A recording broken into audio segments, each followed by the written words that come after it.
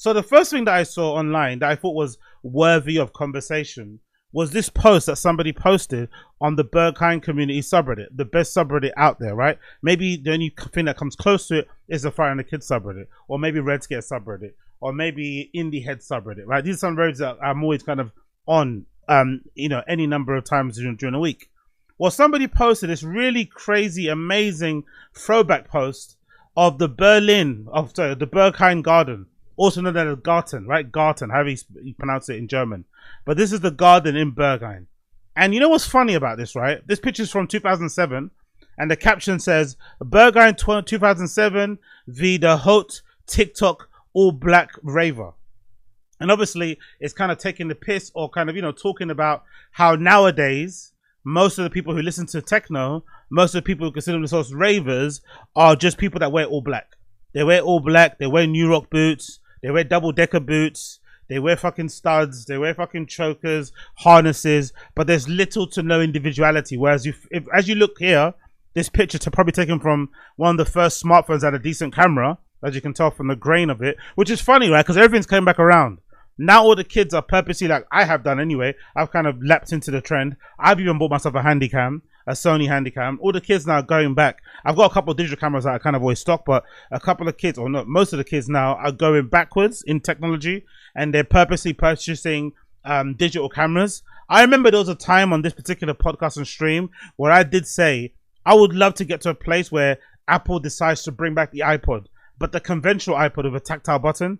Like, I would love to return to the era of having an actual MP3 player that isn't connected to the internet. I don't need it to get to the internet. I don't need it to, I don't want to upload my status. I don't want to listen to music. And I feel like with my phone, because I have all my social media apps on it, I'm always distracted, I don't get through as much music as I should do, especially being a DJ and shit. I need to listen to more music. I need to record dig. I need to really go in. But I don't, because my phone's always there. And the thing with me, I don't even have my notifications on. I know most of us don't, because I feel like most of us don't have the notifications on, but I know there's some sickos out there who have like ring notifications, text notification, like they just have it all on.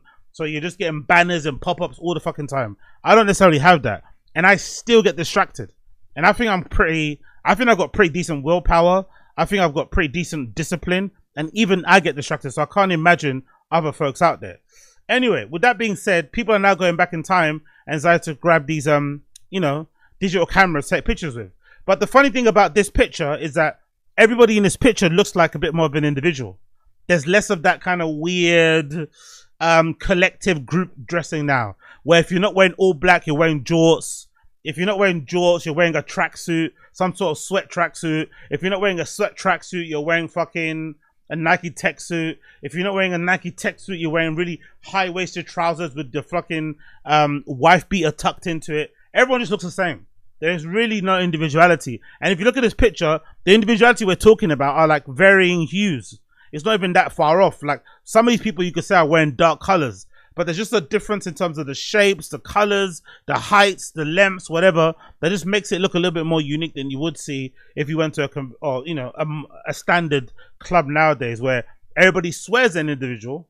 They swear they're an individual. They swear they're doing their own thing, but really when you look at them, they're not really doing their own thing. They're doing what everyone else is doing out there. That's really the sad thing. And I wonder though, if the music that we hear in the booths, if the music that we rave to on the dance floor, if the music that we fucking listen to in our headphones, if the music that we listen to when we go record digging, I wonder if that music and how bland it is, and the fact that we don't really have any summer anthems. Like, I don't know, my dear ravers out there, name me a summer anthem. Name me a summer anthem from any genre. Techno, house, disco, whatever, drum and bass. I can't name a single song that I felt has been like the proper summer smash. And in previous years, I think that used to happen all the time. You'd have like several summer hits that were popping off, several. And nowadays, I can't think of one singular one that I've heard in all the clubs being played at all the times, or in all the clips I've kind of checked out online. I can't really name them. And I wonder if that has to do with, if that's a reflection of the dance floor. Like everybody conforms, everybody's on some like get along gang thing, everyone looks the same, nobody's trying anymore. I wonder if that's reflected in the music too, like, we're all rubbing off each other. Maybe if we come to a dance floor, challenge these DJs with our challenging outfits, challenge the artists that maybe, loitering in the crowd, they may respond and start making better art. Or maybe we're just living in weird times. We're living in weird times. So maybe that's why the art is also a bit weird. That could also be a part of what's going on right now. But either way, really cool picture. The funny thing about this picture too, I remembered, is that it made me remember that I have never actually been in a garden of berghain, you know. Like, I've seen it. Like, I've gone to, because next to the garden of berghain, there's a toilet. So I've looked at it. Like, I've gone to the toilet, because I think, if I'm not mistaken, that toilet, which is on the ground floor near the garden, is the one that's reserved for Flinter. I think that's like, was that female, intersex, lesbian, trans, or something else, right? That Flinter acronym. I think it's reserved for them. So like, hey, if you need to shit and piss properly and not do drugs, because of, it's like a unwritten rule that toilet on the ground floor is for nothing else but to shit and piss. So if you want to shit and piss in peace, go there. And to be fair, those toilets are, if I'm not mistaken, they are a little bit bigger. They're a little bit more comfy. So I think they do purposely make those toilets downstairs to accommodate, you know, non-men, right? For lack of a better term. But I've never actually set foot in the garden. I've kind of gone to the toilet, or I've been queuing up, I've looked at it, but never gone into the garden. And I wonder how many people are like that out there, like me, who've never actually been in the berghain garden. Or do most people lie and say they have? Because, you know, number one, for a long time when I was going there, and, you know, not to be embarrassed and shit, I didn't even know that place existed. Not gonna lie. I used to always go there in the winter anyway. I don't think the lineup for the garden was even there. And then when I did find out about it, I didn't really pay attention to it. The only really other rooms I've been is I think it's the XXX room, which you sometimes hosting snacks. I've been to Saul. That's that big room. That's like people do like performances and live performances at, and bands playing shit. It's really fucking cool. I really love the chairs in there, and obviously the other rooms. But I've never actually been in the garden. But what an amazing fucking view! What an amazing picture! Definitely a bit of a throwback. I love that everyone's talking, which happens in there anyway, because they cover the phone camera. Everybody's just talking. You don't see anybody on their phone. I did see somebody on the berghain community subreddit say that maybe the reason why they covered the phones in the first place might have been because of the advent of smartphones. Maybe back in the day there was no pictures allowed rule, but because smartphones were invented, the rule kind of got implemented to kind of protect people's privacy. You know what I mean? So it's an interesting thing. It's an interesting thing to think about how like club conduct and behaviors and stuff changed as time progressed, because the more digital we got, the more online we got, the more cameras we got, the people that are going to clubs like berghain who want a bit of anonymity, who want to kind of be in the shadows, they don't always want to be on front sheet, that's a perfect thing for you. Do you know what I mean? So I definitely understand that, definitely get that. I would probably love to go again, although the season's ending. The season is ending soon. I actually really wanted to be in Berlin this weekend, actually. I'm fucking gutted that I'm not in fucking Berlin this weekend, because in berghain, there is a Sound Metaphors 10th anniversary happening right now. 10th anniversary, Sound Metaphors, legendary fucking Berlin record label and record store. They have a whole night happening right now, and I wanted to be there for this. I wanted to be there for this so fucking badly, but I'm really locked in with this fucking 30-day marathon that I've got going on, or this 31-day marathon I've got going on the Random Show channel, and I wanted to lock in as well for a month properly and see what results I could get from it. Then obviously go back to, and obviously analyze my results, go back to the drawing board, rinse and repeat type of thing. But this lineup is fucking killer. Who's playing at the moment? Channel 1 Sound System in berghain. You've got Snow Caveman playing in Panorama right now.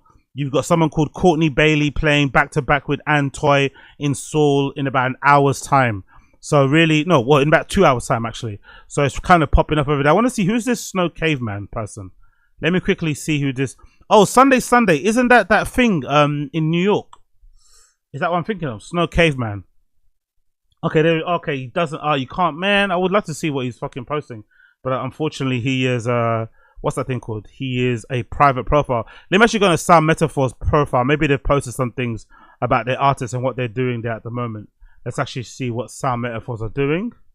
Have they got anything on their stories concerning what's going on today? What they've got here, there we go. They've got some posts there, but nothing crazy. Posters, which I also love as well, by the way. People love to do that over there. You don't really get much of it here in the UK. People posting flyers for their raves. It's not really a thing anymore, but I do like to see it. I'm not going to lie. I do actually like to see it.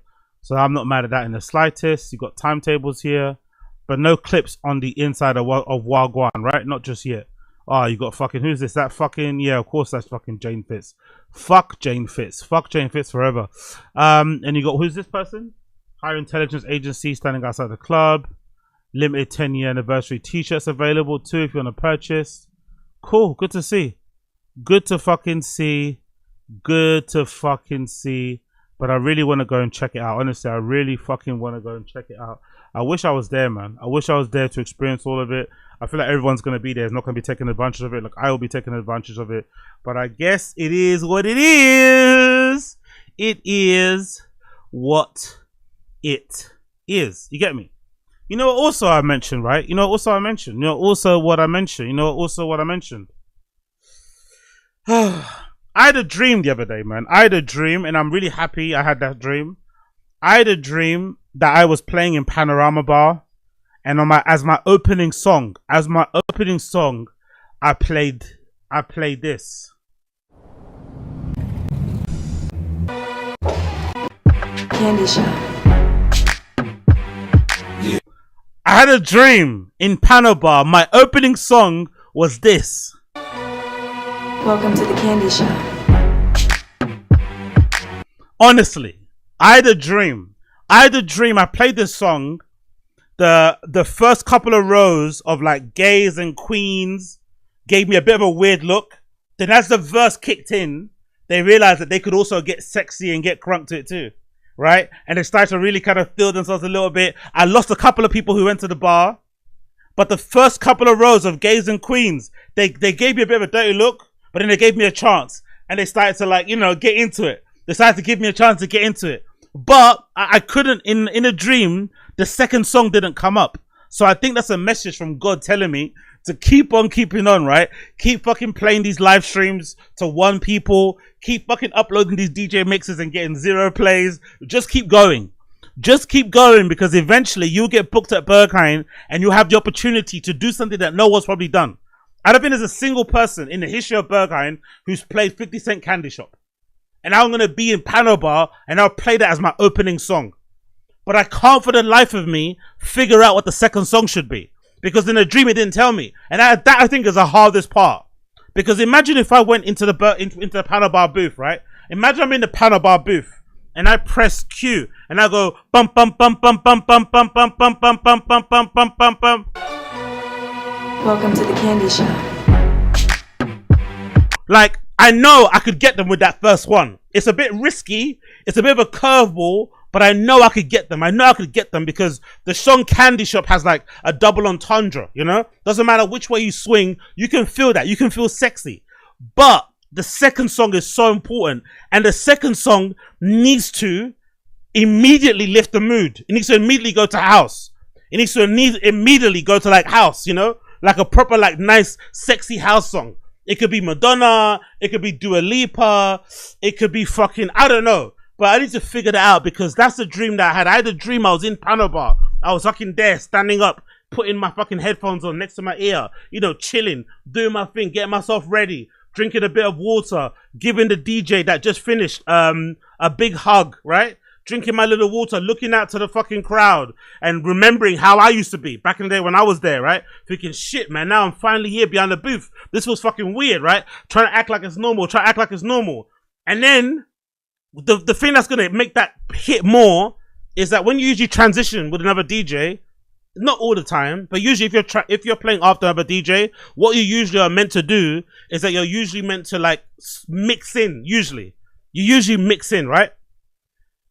But what I would want to do, I'd want to bring the fucking crowd, the dance floor to a complete standstill and really like punch in my fucking entrance and be like, no mix in, just completely lower the volume of the other DJ's track. Wait a second. You hear the chatter, you hear some glasses clinking in the back, people making fucking, the bartenders angrily making espresso martinis, dashing the change at people's faces, you know, pick up the Pano Bar fucking bartenders, legendarily rude. Legendary hard to get to crack, but you know, it is what it is. I'd let it go quiet. I'd let it go really quiet. And then I'd play, which would really make it hit more, but it's also way riskier.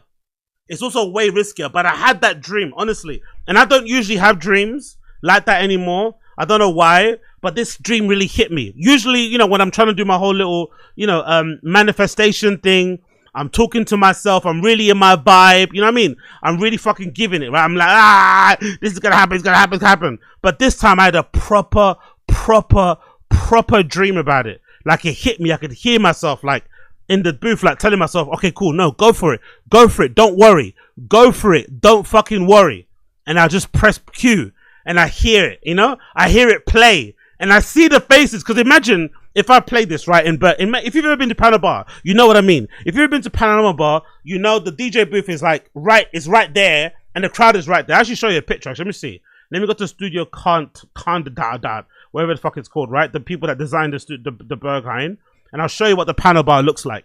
This is what Panorama Bar looks like. The people are right on top of you, right? They're right on top of you. That's the bar in Panorama Bar, right? That's the bar in Panorama Bar. And, you know, that's the bar right at the back where people go to order their espresso martinis. There's a little benches on the side you can stand up on. And then that's the booth right there. You see that booth? Look at how close that booth is to the dance floor, brother. Look at how close it is. It's right there. The dance floor right there. So when you play, you get and it's also like surface level. There is no like platform. You know what I mean? Nothing. You're looking at the people right in front of you, so you can tell if it's going good or badly. You know, that's basically what I say. You can tell viscerally if it's going good or bad. Also, vis-a-vis the bar, because as you're facing the dance floor, you have a clear line of sight to the bar and the back of the room. So if you're playing and the crowd starts to disperse and you start to see more of the bar, that will be a good indication you're doing bad. But if you're playing and you can't see the bar, there's so many people grinding, sweating, rubbing shoulders, twerking, humping, skidding, locking, popping and locking, you're doing a good job. But I just know if I played that song, it fucking set it off in a good way. But then the second song is the most important. The second song after you play 50 Cent Candy Shop in Panorama Bar is important because you can't play another hip hop track. I can't play anything else with vocals. It has to be a straight fucking vibe, you know, beat only. It goes from vocals all the way to beat only, and it has to immediately lift the mood, and it has to make everybody go like, oh, because they're gonna get scared at first. Seeing a black man play 50 Cent in Panorama Bar, they're gonna get scared. They're gonna be like, oh no, is he gonna play hip hop the whole time? Is he gonna play hip hop the whole time? Is he gonna play hip hop the whole fucking time? No, please. They're gonna get really, really scared. Is he gonna play all this nigga music? No. But then you have to play the second song. And then once you play the second song, that's when they'll be like, oh, thank God. And in Panorama Bar, because Panorama Bar is the house room, it's also the place where I think you have to be more queer and gay friendly. Conscious as well, because I remember the times when I used to go to Panorama Bar. The best times were definitely when it was definitely full of the fucking gays, full of the queers, full of the dems. They make that place electric. They're all dressed in crazy outfits. The music is going off. People are hanging off their ceiling. People are making out everywhere. It's something out of a movie. But you have to get them on play, and they're very discerning. They're very particular. They're very picky. They're kind of snobby as well a little bit, and they're very cliquey and so you have to win them over. And the first song is kind of hetero. The first song, to be honest, the first song is like weirdly homophobic. You know, it's like a homophobia music, right? You don't want to play too much homophobia music, so you want to make sure, even though the first song could be interpreted as homophobic music, even though it isn't, you get them with a second song. Then they accept you, and then they kind of, they're gonna they're gonna be relaxed and, chill in the knowledge you're gonna guide them through the night. That's the dream that I have. I had that dream, and I really, really flipping hope one freaking day that dream comes true. I am hoping that dream one day comes true.